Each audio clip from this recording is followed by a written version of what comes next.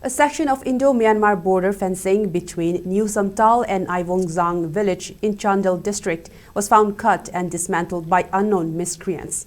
According to reports obtained by SKTV, locals say around 150 to 200 meters of fencing near border pillar 67 under Molcham police station was systematically cut at the base and brought down. The fencing was installed recently as part of border strengthening measures. The motive behind the act remains unclear. Earlier on December 4, a similar incident was reported when fencing between border pillar 67 and 68 near Chongpol village was found damaged. Both incidents occurred within close proximity.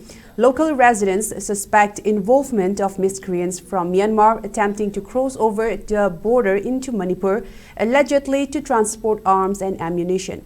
Officials said the repeated damage to fencing poses serious challenges to border security operations. Following the incidents, Border Management Secretary Dr. Rajendra Kumar visited the state on December 19 and inspected affected areas on December 20 and 21.